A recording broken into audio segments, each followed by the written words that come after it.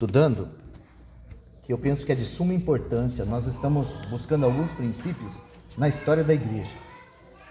E são princípios que a gente não pode deixar eles de lado assim, de qualquer jeito, porque eles foram escritos para o nosso ensino. Então, nós estamos estudando a palavra e procurando aprender esses princípios para que a gente coloque em prática, sabe? O objetivo não é tentar imitar o que os irmãos fizeram, não. O objetivo é compreender que o Senhor, pelo seu Espírito, Ele tem um caminho. Ele tem princípios. Nosso Deus é um Deus de princípios. E o objetivo é nós captarmos pelo Espírito, sabe? Aquele princípio que o Senhor está nos ensinando através da história da igreja. Primeira coisa que eu preciso dizer para os irmãos, antes mesmo da gente ler os textos, é que a igreja, quando ela nasceu aqui na terra, ela nasceu porque Cristo Jesus ocupou o seu devido lugar no trono. E quando ele foi entronizado, ele enviou o Espírito para que pelo Espírito a vida dele se manifestasse na igreja. Ou seja, o grande propósito da igreja é levar a vida de Cristo, não é outra coisa, é a própria vida do Senhor. Então foi assim que a igreja começou. Hoje nós encontramos aí, com o nome de igreja, um monte de coisa onde Cristo não está sendo expressado. O que está sendo expressado são ideais, ideias de comunidades, de homens, com os seus pensamentos, com as suas vontades, com os seus caminhos. Mas a igreja de Deus, ela é o corpo de Cristo. Isso é a igreja. Então, se nós queremos trazer para a nossa realidade o que é a igreja, nós precisamos ser cheios de Cristo, ser governados por Cristo, para que a vida dele nos dirija. Aí sim, nós podemos dizer assim, existe uma igreja aqui funcionando. Por quê? Porque o Senhor está funcionando em nós. O texto que eu quero ler antes com os irmãos, para a gente começar, está na carta do apóstolo Paulo aos Romanos, no capítulo 8. Romanos, capítulo 8. Logo depois de Atos, está Romanos. Então, terminou os evangelhos, Atos dos Apóstolos, depois dos Atos, Epístola do apóstolo Paulo aos Romanos. Romanos, capítulo 8, versículo 28. Achamos? Diz assim a palavra: sabemos que todas as coisas contribuem juntamente para o bem daqueles que amam a Deus, daqueles que são chamados segundo o seu propósito.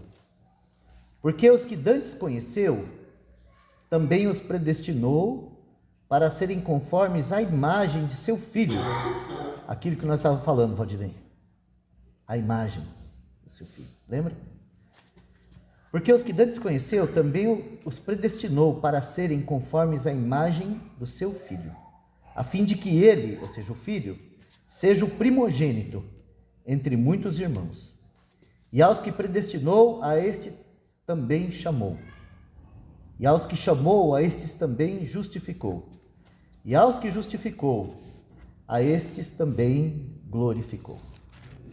Aqui nós vimos o propósito, o propósito de Deus.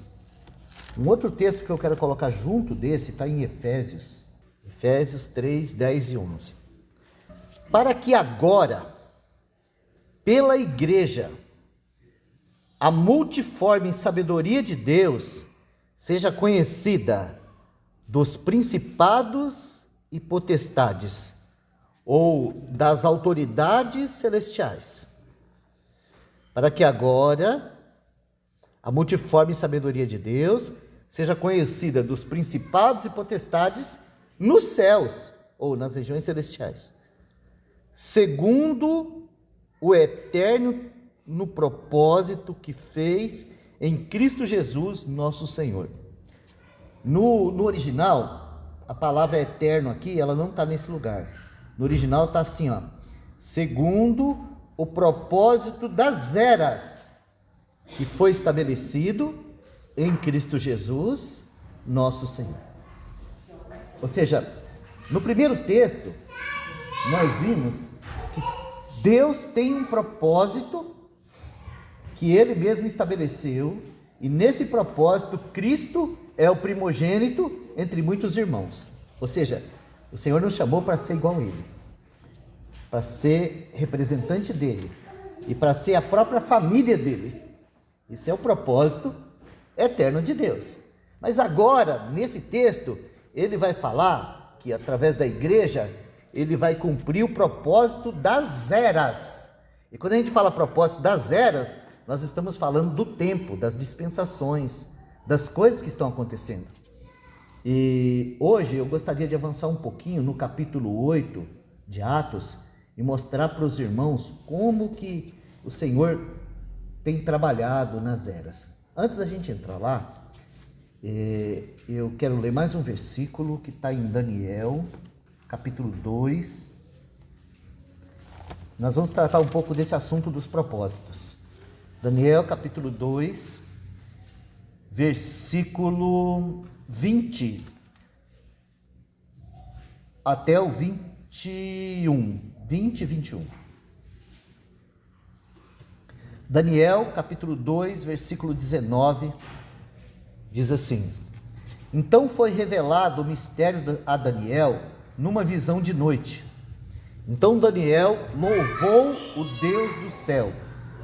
Então foi revelado o mistério a Daniel numa visão de noite. Então Daniel louvou o Deus do céu. Falou Daniel dizendo: Seja bendito o nome de Deus, de eternidade a eternidade. Porque dele são a sabedoria e a força. E ele muda os tempos e as estações. Ele remove os reis e estabelece os reis. Ele dá sabedoria ao sábio e conhecimento aos entendidos. Só até aqui. Irmãos, para a gente entrar no assunto, eu quero falar um pouquinho com os irmãos de alguns governos. Porque o Senhor, Ele é quem estabeleceu tudo com um propósito. E quando a gente vai olhar para os governos, a gente vai ver, por exemplo, que cada reino estabelecido aqui na terra, Deus sempre usou com um propósito. O Senhor separou um homem entre as nações depois da queda, Abraão. E desse homem ele formou uma família. E dessa família ele formou uma nação, que é a nação de Israel. Quando o Senhor chamou Abraão, o Senhor vai falar para ele que o propósito dele, ter chamado Abraão, era que da descendência dele, todas as famílias da terra fossem abençoadas. Ou seja, o Senhor separou Israel não para fazer uma coisa à parte do mundo. Ele separou Israel para tratar com Israel, para depois, através de Israel, ele abençoar o mundo inteiro. O grande problema, que a gente sabe que a soberba, o orgulho entrou no coração do israelita e ele se perdeu. Mas o propósito de Deus não foi perdido. No tempo certo veio da tribo de Judá o rei, o Senhor Jesus, que foi lá para a cruz, para na sua morte e ressurreição, prover a salvação para todas as famílias da terra. Bom, vamos voltar lá. Então a gente sabe que lá o Senhor, ele chamou esses homens, mas mesmo esses homens, essa família israelita, essa família de hebreus, eles estavam muito ensoberbecidos e fortes. Tanto que nós vamos encontrar lá 2 filhos de Jacó que derrotam a nação inteira à espada. 2 só. Então você imagina como que era difícil lidar com esses homens. Tamanha força, capacidade e o poderio que estava sobre eles. Então o que o Senhor vai prover? Primeira nação que o Senhor vai levantar para abençoar o povo de Israel, e entra dentro daquele texto que nós vemos lá: todas as coisas juntamente contribuem para o bem daqueles que amam a Deus. O primeiro é o Egito. Então nós podemos dizer assim que aquela crise que José teve de ser enviado para o Egito na frente, vendido como escravo para os irmãos, fez dele lá aquele líder que depois, quando os irmãos vêm lá, que se arrepende, que eles têm aquela reconciliação, ele pode falar para os irmãos assim: Deus me enviou na frente para preparar o caminho para vocês. E a gente sabe que Israel se tornou uma nação dentro do Egito. E antes, né, quando chegou o tempo certo dele sair lá, né, o Senhor mandou uma crise terrível lá para o Egito. E depois, no meio dessa crise, o Senhor vai levantar Moisés, né? E através do ministério de Moisés, aquele povo é liberto da escravidão e levado para o deserto em direção a Canaã. Então nós podemos dizer assim que a primeira nação gentia que Deus vai usar de um modo visível para nós, o seu propósito, é o Egito, que é uma figura do mundo.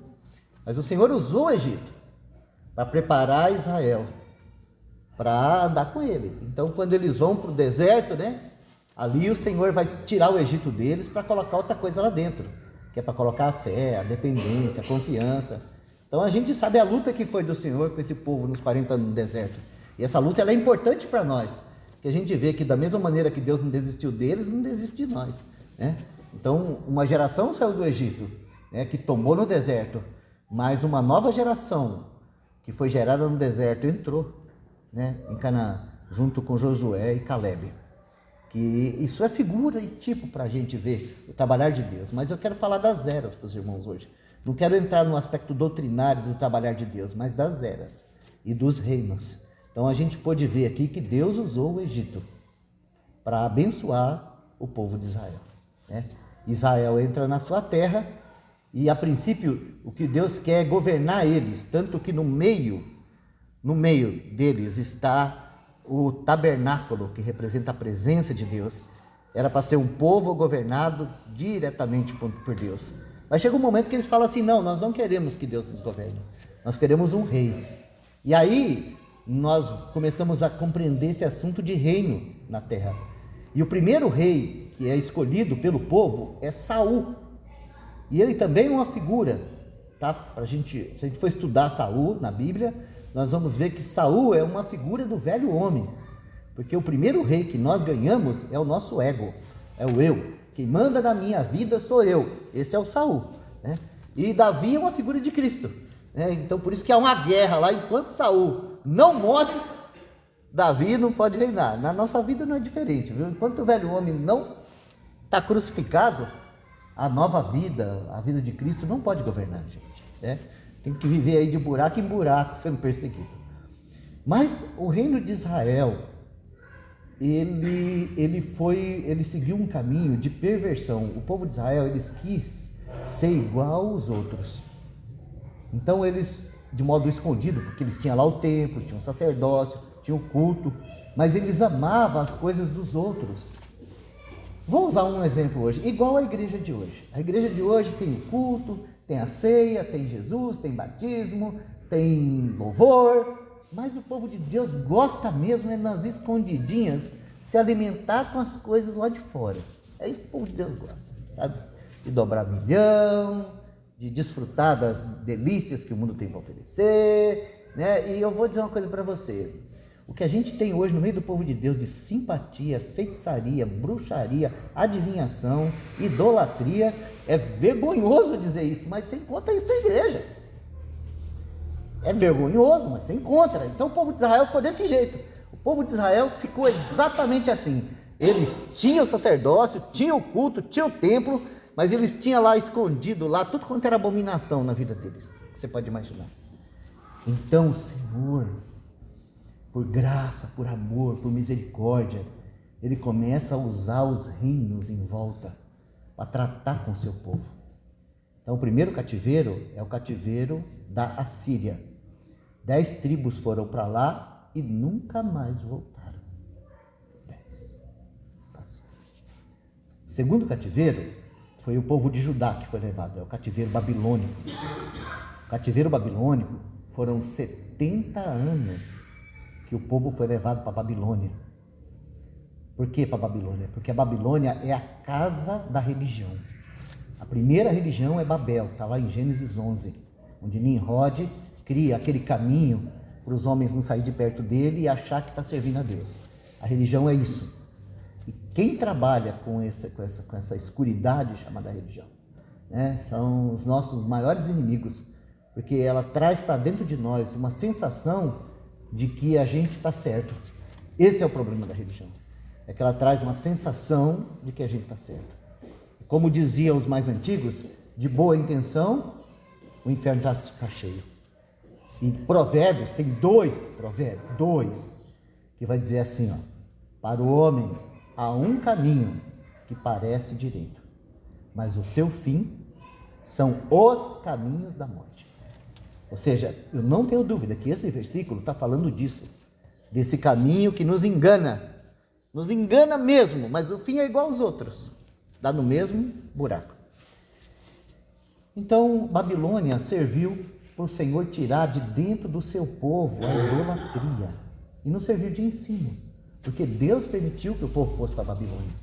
E lá dentro da Babilônia o Senhor vai tratar o seu povo e vai levantar Daniel. Daniel está aqui, tendo uma revelação da parte de Deus de como seriam as eras, ou seja, como seriam os governos do mundo, até o fim.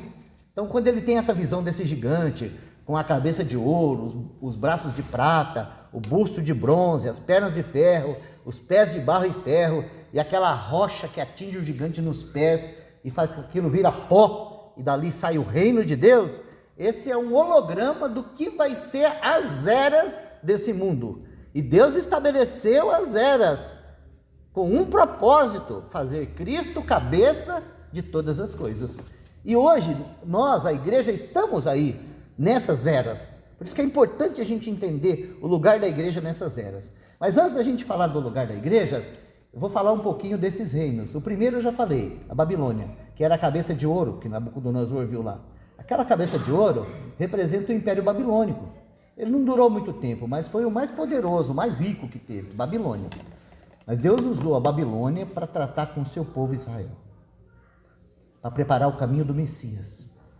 Então, depois de 70 anos no cativeiro, um pequeno grupo, menos de 10% do povo de Israel, voltou para a terra, já no governo persa, no período do rei da Síria.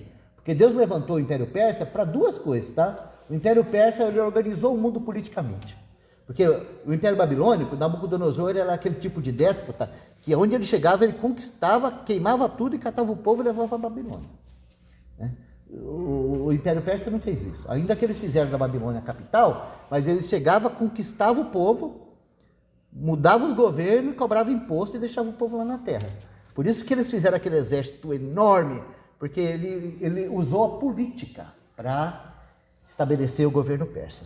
A principal função dos persas foi devolver para Israel o seu devido lugar e reconstruir Jerusalém, aquelas cidades e o templo, para que o Messias viesse. Então, antes da vinda do Messias, Deus usou o Império Persa para preparar o mundo político, preparou o mundo politicamente. Acabou aqueles conflitos. O mundo é persa. Depois do Império Persa, tem algumas coisas ruins do Império Persa que, num estudo mais profundo, a gente pode tocar, mas essa eu estou falando a parte boa do Império Persa. Depois do persa, veio o grego. Agora, qual foi a finalidade do Império Grego? Então, Alexandre o Grande, ele tinha um sonho, que ele entendia que não havia nada mais alto do que a filosofia e o conhecimento grego. E o sonho dele era fazer do mundo inteiro um mundo grego. E, de certa forma, ele morreu cedo, mas o sonho dele ele conseguiu realizar. Que até hoje a gente pensa como os gregos. Então, foram os gregos que trouxeram essa ideia da alma, essa ideia da vida, sabe? Porque antes os homens pulavam na frente de uma espada por qualquer coisa. Estou falando dos bárbaros, estou falando do resto do mundo. Que o povo de Israel conhecia a palavra de Deus, mas o mundo não conhecia. Então, os gregos, eles trouxeram esses ideais que nós temos hoje, tá? De culto ao corpo, de pensamento, da busca pela felicidade, a busca pelo amor, a necessidade da alma, a carência afetiva, a importância de ser alguma coisa. Foram os gregos que espalharam isso para o mundo através da filosofia. E se você olhar hoje para a política, para a filosofia e até mesmo para a religião, você vai ver que o mundo grego ainda tem uma influência enorme. Quando o Senhor Jesus veio, o mundo era um mundo helenizado, ou seja, era um mundo grego. E falava uma língua só, que era o grego. Então, de certa forma, Deus usou o reino da Grécia para preparar o mundo, ou seja, para preparar a alma do homem para o Salvador. E no meio desses imperadores que eu estou citando aqui, o que aconteceu? O povo judeu com a Bíblia foi espalhado para tudo quanto é canto. Para onde eles foram, o judaísmo foi levado. Por que eu falo assim, o judaísmo? Porque eles criaram uma religião, isso nasceu na Babilônia, chamada judaísmo. Eles não levaram o Deus vivo, eles levaram o judaísmo. Ou seja, eles criaram lá os seus rituais, as suas formas, os seus sacrifícios, e para onde eles foram, eles levaram o judaísmo. Mas tem uma coisa importante também, que para onde eles foram, eles levaram as escrituras. Então foi Alexandre o Grande o primeiro que traduziu a Bíblia hebraica, que era, vamos dizer assim, o Antigo Testamento, né? O Antigo Testamento, do hebraico para o grego. Então a Septuaginta, de modo fracionado, mas ela foi levada para todos os cantos do mundo. Aí por fim nós tivemos o Império Romano, que foi o período em que as estradas foram construídas e a paz foi estabelecida. Foi o Império Romano que estabeleceu a paz. Quando eu digo a paz, eles estabeleceram a paz através da guerra, né? Mas eles estabeleceram a paz. Eles acabaram com a desordem do mundo daquela época e colocaram lá a paz e as estradas. E existe um velho ditado que diz que todos os caminhos levam a Roma. Por quê? Porque eles construíram rodovia para todo lado, para o comércio, para as pessoas transitarem. E de certa forma, foi nessa base que Jesus veio com a salvação. E o Evangelho pôde ser anunciado em todos os lugares. Porque você encontrava um mundo de mente grega, mas um mundo onde o Império Romano havia colocado paz e havia aberto estradas para que a palavra de Deus pudesse ir para todos os cantos.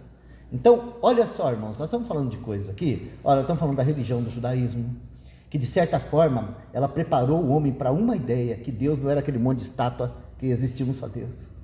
Que esse Deus tinha uma lei que era santa, que esse Deus era justo, que esse Deus era reto, e que esse Deus ia punir o homem.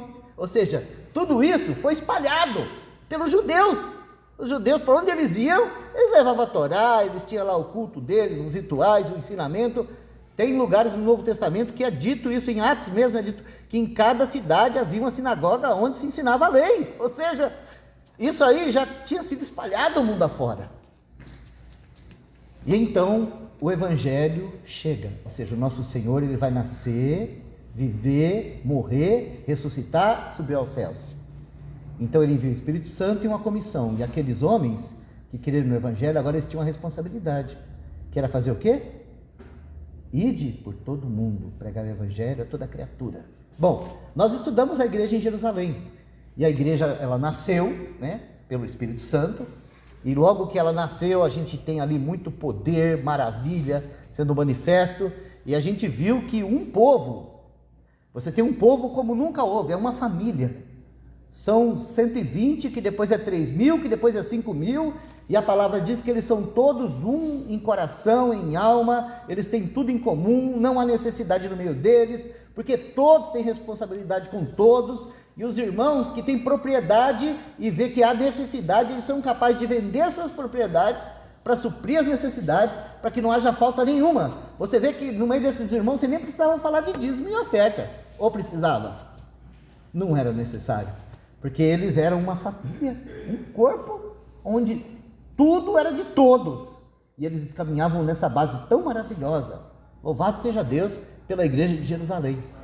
Só que a igreja de Jerusalém também tinha problemas, né? E eu falo assim, ó, problemas com o judaísmo, não só de oposição, mas também de costume, porque a igreja e o judaísmo, olhando assim meio de longe, parecia que era a mesma coisa. Não, não era a mesma coisa. Tanto que na medida que aqueles irmãos começaram a falar que o propósito de Deus não era estabelecer a lei e nem o templo, eles foram perseguidos. E quando eles foram perseguidos, então aquela comunidade maravilhosa teve que se espalhar para todos os cantos. E aí nós chegamos em Atos 8, onde Filipe, que era um diácono, tá?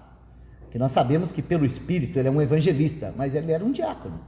Filipe, que era um diácono helenista, ele sai em direção a Samaria e ele vai lá pregar o Evangelho. E uma coisa que eu quero dar destaque hoje, antes da gente continuar o que a gente está estudando, lá em Atos 8, é que Filipe vai lá e prega a palavra. E aqueles samaritanos, que antes eram inimigo do povo de Israel, eles recebem o Senhor e são batizados, mas o Espírito Santo não é derramado sobre eles como havia sido derramado nos irmãos em Jerusalém. E eu quero dar destaque nisso, irmãos, porque isso foi uma coisa que o Senhor mostrou para mim, que eu acho que é muito importante para os dias de hoje. Que nós temos essa tradição de levar o povo para a igreja. E aqui, no caso, primeiro eu quero dizer para vocês que essa palavra igreja significa aqueles que foram tirados para fora. E aqui a gente vê que a experiência em Samaria, ela precisava de algo que havia em Jerusalém. Olha só, a experiência em Samaria, ela estava faltando alguma coisa que os irmãos de Jerusalém tinham e o de Samaria não tinha. E não veio uma ordem lá de Jerusalém dizendo assim, fala para os irmãos de Samaria que se eles não virem para cá congregar com a gente, eles não vão ter o Espírito Santo. Não houve essa ordem. Na verdade, aconteceu algo diferente. Aqueles irmãos que eram as colunas da igreja em Jerusalém, Pedro e João, quando ficaram sabendo que o evangelho havia entrado em Samaria, eles descem de Jerusalém e vão a Samaria impor as mãos sobre aqueles irmãos, para que eles sejam cheios do Espírito Santo. Então a gente tem um princípio muito importante aqui, irmãos, que a gente precisa ser liberto dessa ideia de querer trazer as pessoas para junto de nós. E a gente precisa ter essa liberdade, estando cheios do Espírito Santo, para ir ajudar os irmãos, onde eles estiverem. E lá repartir aquilo que o Senhor nos deu, que não deu para eles ainda. Não, mas se você quiser, você tem que vir aqui. Não. Vamos lá. Vamos lá entrar na realidade dos irmãos, andar com eles e abençoar eles com aquela medida que o Senhor nos deu. Vocês acham que isso está certo ou está errado?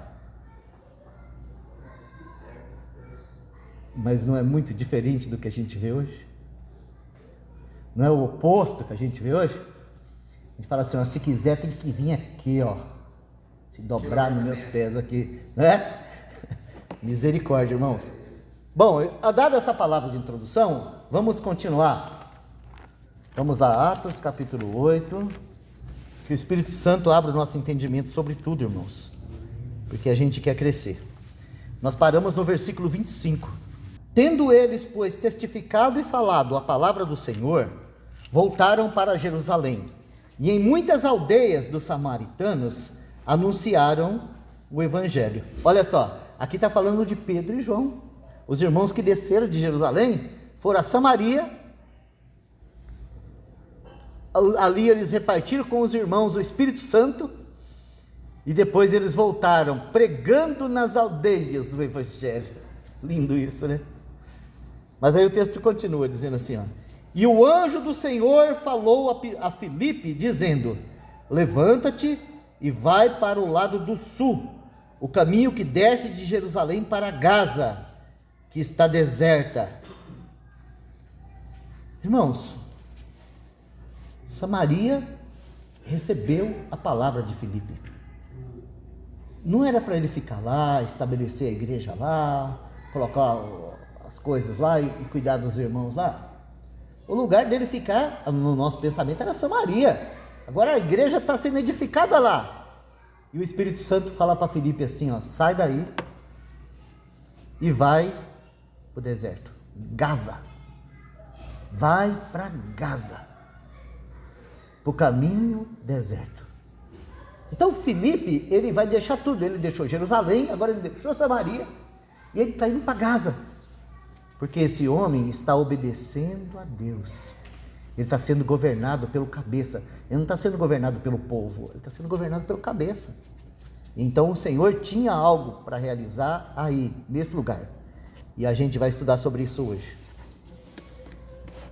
E levantou-se, verso 27. Levantou-se e foi.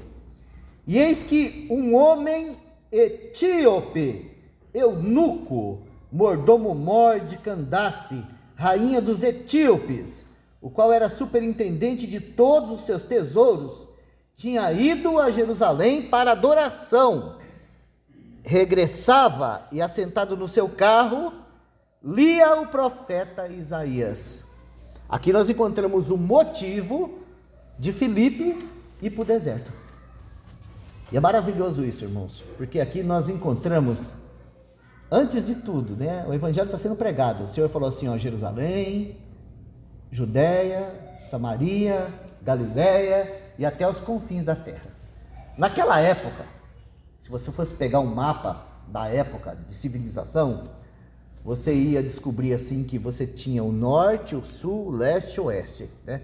Vamos falar assim, ó, o leste terminava no Pacífico, o oeste terminava no Atlântico, o norte do norte terminava lá em Gog e Magog, onde nós podemos dizer que é a Ucrânia, a Rússia, aquela região lá, e o extremo sul era Egito, extremo sul, Etiópia, ou seja, Etiópia já estava falando dos confins da terra. E é muito interessante isso, porque nós estamos encontrando aqui um eunuco etíope. Nós podemos dizer assim que o primeiro contato da Etiópia com a palavra de Deus vai acontecer no reino de Salomão, quando aquela rainha vem lá dos confins do mundo para ver a sabedoria de Salomão. Aquela rainha vem da Etiópia. Então ela vem e ela conhece as belezas de Salomão, ela conhece o Deus de Salomão e ela leva para lá já o conhecimento da palavra de Deus. Ela já leva para lá aquilo que os judeus tinham de mais importante, que era a crença deles. Então nós podemos dizer que, nós não podemos dizer que é exatamente isso, mas outras coisas podem ter acontecido no tempo, de facilidade comercial, de amizade, que gerou essa abertura para que na Etiópia houvesse um povo judeu. Então, um judeu de religião, não judeu de nacionalidade, mas judeu de religião. Tanto que ainda hoje, quando eles saem por aí procurando coisas do judaísmo, eles descobrem que a Etiópia é um dos lugares onde mais tem adeptos ao judaísmo, ainda hoje. Agora, o que é a Etiópia, irmãos? Se não a África de fato, o lugar, né, onde a nossa raça tem as suas origens mesmo, é a África. Nós somos aqui, a grande maioria aqui, descendente de africano, né? Foram os escravos que vieram para cá, que se misturaram aqui, que gerou a gente, mas há uma ideia, principalmente abrasileirada, que as religiões africanas são a feitiçaria, o candomblé, a umbanda, a quimbanda, essas coisas. Fala assim, você tem que buscar suas raízes. Eu falo, você tem que buscar suas raízes na Bíblia. Sabe por quê? Porque o evangelho, ele vai entrar num gentil primeiro gentil, que não tem nada de judeu, o primeiro gentil que o evangelho entra é num negão. Um negão. É o negão que foi lá em Jerusalém, e aquele negão, ele tinha a religião dele, ele cria no único Deus. Ou seja, Deus, através das eras, preparou a Etiópia para o evangelho. Ou seja, a lei, os rituais e até mesmo aquela peregrinação a Jerusalém, nada mais era do Senhor preparando a Etiópia para o evangelho. Ou seja, se você é negão, entenda isso, meu irmão. O Senhor nos ama de um modo fora de sério, porque você vai ver que o Senhor sempre teve o seu braço estendido para a Etiópia, né? Racismo não é coisa de Deus. O Senhor não tem nada com racismo. E o Senhor é maravilhoso, que Ele deixou isso com todo carinho para nós. Se a gente estudar o Antigo Testamento, a gente vai ver Jeremias falando isso, que os etíopes, eunucos, eles ouviam isso dos religiosos judeus. Não adianta nada você fazer nada que você não é igual a nós. Então o Senhor fala para eles assim, ó, aos eunucos que guardam a minha lei, também assentarão comigo.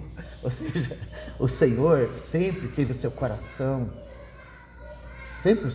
voltado, sabe? A raça negra entrou nessa escravidão terrível, nessa miséria terrível, nessa pobreza terrível, nesses séculos atrás, porque de certa forma eles rejeitaram a graça do Evangelho e se enamoraram com o islamismo e com as feitiçarias e com as macumbarias e se perderam. Mas o Senhor é tão maravilhoso que muito antes disso acontecer, o Evangelho chegou lá. E se vocês querem entender um pouco o que aconteceu lá, e não só lá, mas o que vem acontecendo no mundo inteiro, e vai acontecer com o Brasil se o Senhor não tiver misericórdia, é que primeiro vem o Evangelho. Está lá em Apocalipse 5 isso. que quando o Senhor ele assenta no trono e que ele começa a abrir o livro e desatar os selos, então a história vai correr. E nesse correr da história, a primeira coisa que chega é o Evangelho. Então o Evangelho chega, vencendo para vencer. Mas o povo rejeita o Evangelho. Então vem um outro cavalo, chamado guerra. Então esse cavalo vermelho vem. O Evangelho foi rejeitado, a guerra veio. Né? Isso aconteceu com a Europa. Né? Houve a reforma, o Evangelho foi pregado em toda a Europa. Aí levantou lá os iluministas, com os racionalistas, com os ateus, né? E trouxeram lá aqueles ideais darwinistas. E aí nós chegamos no século XX, a Europa já não cria mais no Senhor, já não cria mais na palavra. Então a gente teve 2 guerrinhas mundiais que quase acabou com a Europa. Ou seja, primeiro vem o Evangelho, depois vem a guerra. Depois vem a peste, a fome, a doença, e assim vem vindo as pragas. Mas por que vem as pragas? Porque as nações que Deus estabeleceu, segundo o seu propósito, rejeitam a palavra de Deus. Então, irmãos, nós vemos isso no decorrer das eras, e nós estamos vendo isso acontecer na nossa nação. A nossa nação, sabe, ela teve uma base. Nós não podemos dizer que era a melhor base, mas ela teve uma base. E ela teve os seus movimentos. Deus mandou para cá missionários, evangelistas, pregadores da palavra. Deus mandou para cá. E a gente viu nos anos 70, 80, 90, que esse país ele foi evangelizado de ponta a ponta. Sabe, tem um irmão que ele trabalha com esse negócio de pregar o evangelho para índios, que ele passou um bom tempo estudando, sabe, as línguas indígenas para ir ganhar uma tribo não alcançada lá no fundo da Amazônia. E aí ele conseguiu montar uma equipe e ir para lá ganhar esses índios. No dia que ele chegou lá para conhecer, ele foi atendido por um cacique, e quando ele estava lá tentando se comunicar com o cacique já falava a língua dele. E quando ele falou de Jesus, o cacique falou assim, 11 horas da manhã, vai chegar aqui, o pessoal de Jesus vai chegar aqui 11 horas da manhã. Quando deu 11 horas, estava vindo num barquinho lá, um irmão com a sua esposa com um violãozinho na mão, que ia lá falar de Jesus para aquela tribo que o pessoal julgava não alcançada. Ou seja, o Evangelho encheu essa nação. Mas essa nação tem trocado o Evangelho também. Então não se esqueça disso, tá? Depois do Evangelho vem a guerra. Depois da guerra vem a fome. Depois da fome vem uma série de pestilências, sabe? Mas o vencedor é sempre o Evangelho, graças ao Senhor. Que o vencedor é sempre o Evangelho. Porque o Senhor tem o governo, o domínio sobre tudo. E todas as coisas contribuem juntamente para o bem daqueles que amam a Deus. Então, irmãos, voltando para o nosso assunto lá de Atos, nós vamos encontrar aqui esse homem etíope, crente no judaísmo, que vai a Jerusalém adorar a Deus. Então nós podemos dizer assim, está tudo certo com esse homem, não está? Não está. Quem dera estivesse. Porque a religião faz isso com a gente. A religião, ela traz uma luz. Mas é uma luz como uma luz de uma vela na escuridão. Então, à meia-noite, se você tem uma vela, você tem algo de muita importância. E enquanto estiver escuro, aquela vela é tudo de bom. Então, vamos dizer assim, na escuridão das trevas que o mundo vivia, o judaísmo era a luz. E que luz! Então, esse eunuco, ele vai a Jerusalém adorar. Provavelmente ele levou a sua oferta, ele passou, aqueles mesmos sacerdotes que disseram assim para Jesus, crucifica-o, crucifica-o, crucifica-o, deve ter recebido ele assim, ô irmão amado, como é que está a Etiópia, né? Esses mesmos. Mas o Senhor, ele é tão maravilhoso, que ele passa por cima da nossa miséria, e ele vem nos ajudar com a revelação da verdade, sabe? E eu não tenho dúvida que foi Deus mesmo que começou essa obra no coração desse eunuco. Então agora ele foi a Jerusalém e ele está voltando. E por causa disso, o Senhor vai tirar Filipe lá do campo onde ele está trabalhando e vai levar ele para o deserto. Porque o Senhor está querendo ampliar o seu reino. O Senhor está querendo levar para a Etiópia agora, não mais o judaísmo, mas a verdade do Evangelho. A verdade do Evangelho vai chegar ao etíope através da vida daquele evangelista, Filipe. Então vamos continuar lendo o texto. Verso 28. Regressava e, assentado no seu carro, lia o profeta Isaías. Olha só, o que o Senhor preparou de base? A palavra de Deus, as escrituras sagradas. Esse eunuco estava indo lendo a palavra de Deus. E muito provavelmente ele estava lendo em uma voz audível. Muito provavelmente ele não estava lendo assim, ó, igual a gente costuma ler, não. Não, ele estava lendo. E eu vou falar uma coisa para os irmãos. Quando a gente encontra alguém com a Bíblia, lendo uma Bíblia, o que a gente faz normalmente? Ele fala assim: paz do Senhor, irmão! Isso aí, irmão, que bênção! Continua lendo esse livro, porque isso é maravilhoso, né? Mas a gente faz isso, irmãos, por vício. A gente faz isso por causa da nossa natureza mesmo. Filipe é um homem de Deus, que ele está sendo guiado pelo Espírito Santo a esse homem. Então o texto continua, e olha só o que você vai encontrar. E disse o Espírito a Filipe: chega-te e ajunta-te a este carro. Ó, então Filipe teve que correr. O texto diz assim no verso 30. E correndo Filipe, ouviu que lia o profeta Isaías. E disse-lhe: entendes tu o que lês?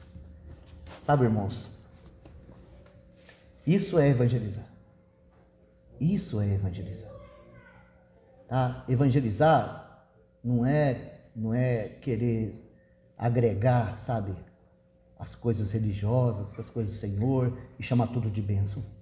Evangelizar é independência do Espírito. Você falar aquilo que deve ser falado. Quando a gente sai para evangelizar, a gente deve sair com esse coração.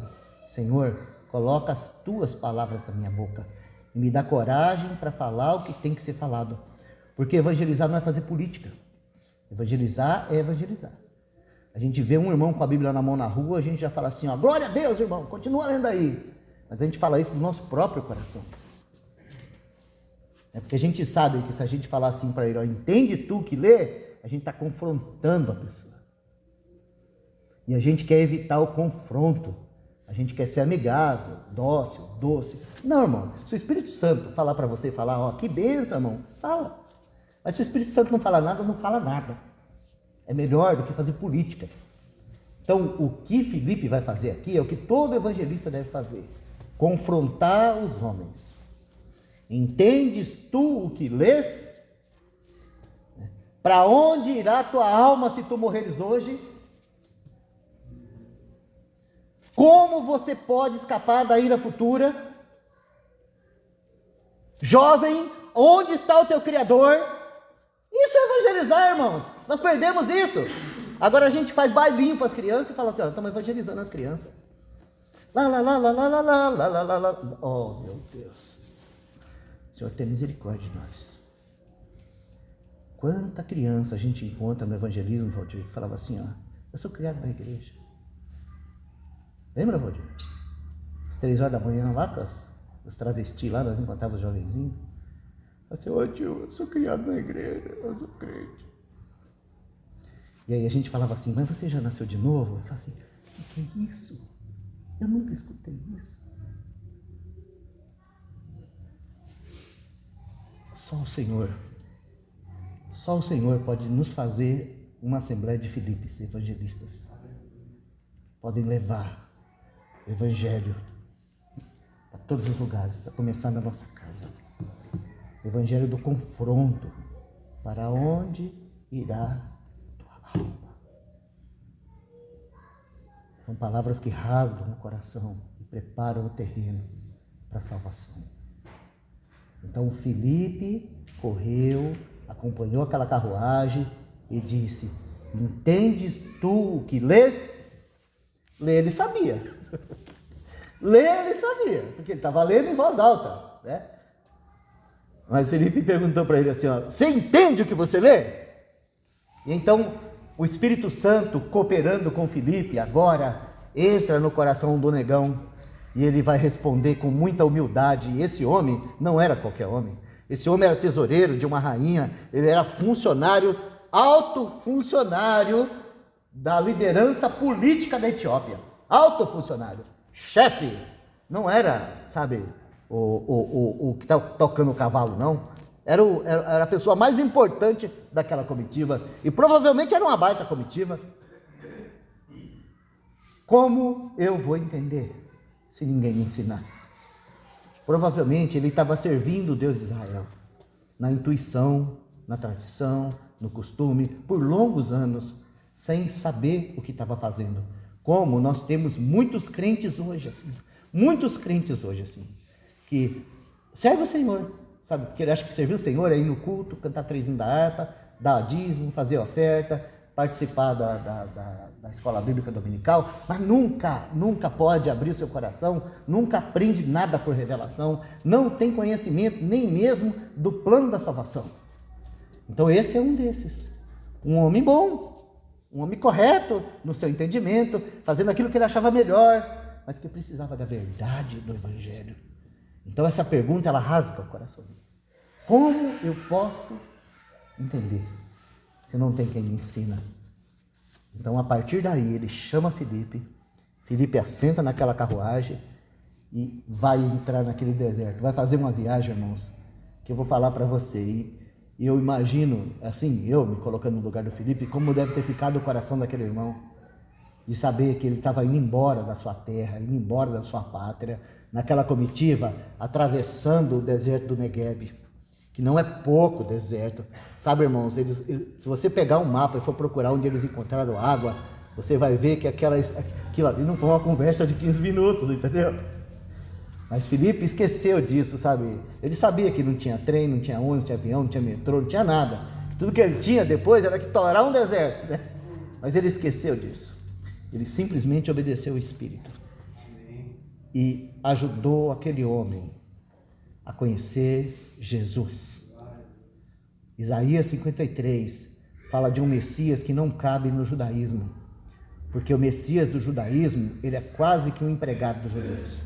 É o Messias que vem vencer a guerra, é o Messias que vem libertar o povo, é o Messias que vem curar as enfermidades, é o Messias que vem encher o bolso de dinheiro dos judeus, é o Messias que um dia vai fazer com que todo mundo seja governado por eles, que um dia o Messias vai vir e vai destruir o Império Romano e vai dar a coroa de César para o sumo sacerdote. Era esse o Messias que os judeus esperavam.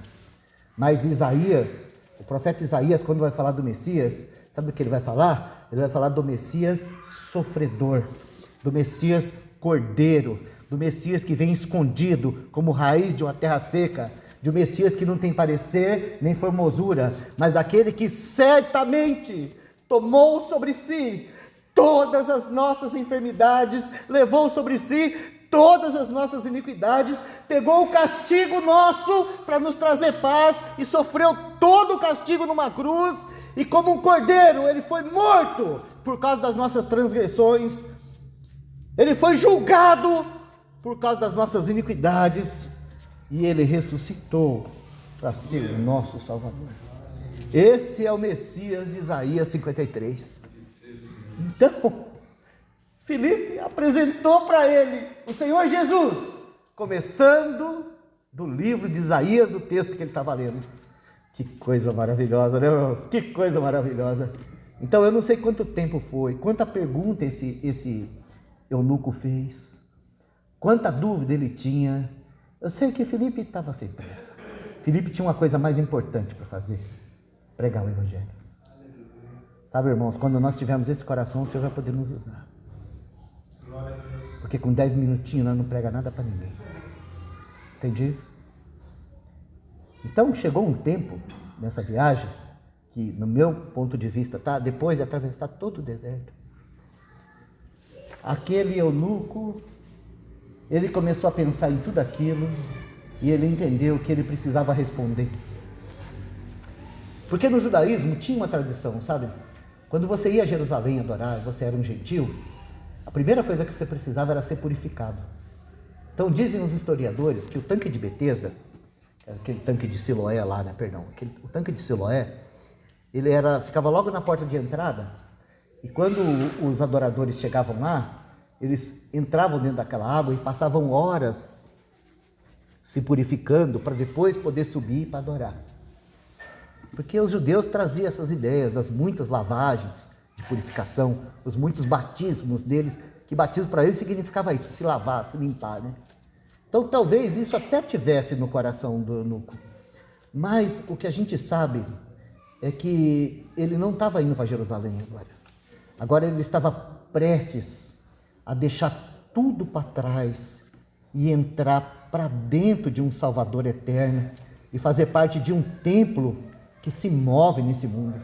Que ele não ia precisar mais de um lugar físico para adorar, mas aonde ele estivesse, ele estava unido ao Cristo do trono. Então ele faz essa pergunta para Filipe. Fala assim, ó, eis ali a água.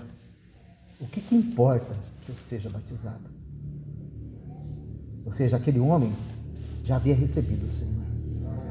Ele não precisava ser batizado para crer, ele já tinha crido. Ele já tinha recebido o Senhor. Pela palavra. A palavra de Deus já havia entrado no coração dele.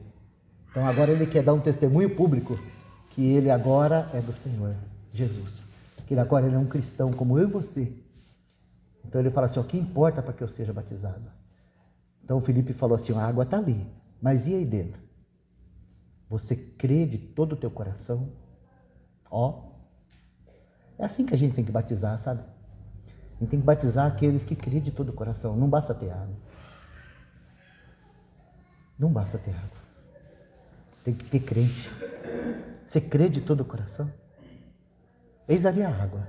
Você crê de todo o coração? Sabe? O judaísmo não precisava nada disso. O judaísmo era só uma purificação ritualística para você ir lá no templo. Agora não, agora você vai fazer parte do templo de Deus. E para isso eu preciso saber se dentro de você existe essa fé. Então o eunuco respondeu assim, ó. Deixa eu ler o texto para vocês. Vamos lá. Atos capítulo 8, versículo 36. Indo eles caminhando, chegaram a uma certa água. E disse o eunuco, eis aqui água, que impede que eu seja batizado? E disse Filipe, é lícito se crês de todo o coração. E respondendo ele disse, creio que Jesus Cristo é o Filho de Deus. E mandou parar o carro, e desceram ambos à água, tanto Filipe como o eunuco, e o batizou. Pronto, agora nós temos um irmão aqui, né? Então agora você tem que voltar lá para a igreja, lá para Jerusalém, porque nós temos reunião segunda, terça, quarta e quinta. É isso aí que está escrito aí? É isso aí? Não, o texto continua dizendo assim, ó. E quando saíram da água, o Espírito do Senhor arrebatou a Filipe, e não ouviu mais o eunuco, e jubiloso, continuou seu caminho. E Filipe se achou em Azoto, indo, passando, anunciava o evangelho em todas as cidades, até que chegou a Cesareia. Sabe, no finalzinho de Atos dos Apóstolos, quando Paulo está voltando para Jerusalém, ele passa em Cesareia. E o texto diz que ele fica hospedado na casa de Filipe, o evangelista, e que as filhas dele profetizavam. Que maravilha! Esse irmão se estabeleceu em Cesareia, nem voltou para Jerusalém com Filipe, nem para Samaria, ele voltou para Cesareia. Ele foi pregando até chegar lá, o Senhor falou, fica aqui, constrói a família aqui, prega o evangelho aqui, tudo certo. E o eunuco jubiloso seguindo o seu caminho. Não é lindo isso? O eunuco jubiloso seguiu o seu caminho. Sabe o que ele foi fazer? Ele foi levar o evangelho para a Etiópia. Então nós sabemos que quando os apóstolos chegaram lá na Etiópia, o terreno já estava preparado. Por quê? Porque eles não foram estabelecer uma igreja lá. Sabe quem foi estabelecer uma igreja na Etiópia? O negão. Não é maravilhoso isso, irmãos? Esse é o poder do evangelho, esse é o poder de Deus, esse é o Senhor que faz. É isso que nós precisamos hoje, dessa realidade de saber que nós somos chamados para fazer discípulo para o Senhor Jesus. Que nós precisamos ajudar os irmãos que, como o eunuco etíope, ainda não conhecem a verdade como deve conhecer. Mas já tem uma vela, né? Tem uma vela, a hora que chega a luz, ele joga a vela fora e pega a luz. Então a gente precisa ajudar esses irmãos a entender que Jesus veio trazer a luz. E deixar esses irmãos seguir o caminho deles, ir para a terra deles, anunciar a verdade lá, preparar o caminho do Senhor. Sabe, irmãos? Isso é a igreja. Igreja, irmãos, do ponto de vista de Deus, são aqueles que são tirados para fora. Nós temos um imperativo assim para a igreja, ó, ide, não é vem, é ide. Que o Senhor mude nossa mente sobre esses aspectos. É claro que o reunir dos irmãos é bênção, que estar aqui assentado com os irmãos compartilhando a palavra é bênção. É claro que é maravilhoso a gente crescer junto, isso é importante, irmãos, é importante. Mas nós não podemos, em detrimento de uma coisa, estabelecer a outra. Porque o id é mais importante. Os irmãos entenderam? O id é mais importante. Se a gente for olhar aí para a nossa cidade, não falta, irmãos, não falta templo, não falta prédio, não falta denominação, não falta. Mas se a gente fizer um teste de experimentar correr todos esses ajuntamentos em nome de Deus aqui na cidade, nós vamos descobrir que na grande maioria deles não se ouve o Evangelho. E nós temos um papel muito fundamental nisso, que é pregar o Evangelho, aonde o Senhor nos levar. Para isso a gente tem que estar cheio. Porque a gente não basta saber que a pessoa é presbiteriana, batista, metodista, católica. A gente precisa pregar o Evangelho. Principalmente os presbiterianos, batista, católico, espírita. A gente tem que pregar o Evangelho. Porque só o Evangelho é a luz de Deus para nós. Amém? Bendito seja o teu nome, Senhor. Nós te louvamos por essa porção que o Senhor nos deu nessa manhã, Senhor.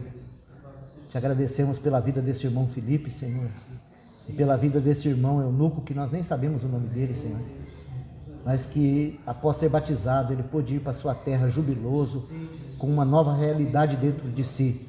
Cristo Jesus, o crucificado, o ressuscitado, o glorificado, nossa vida mesmo.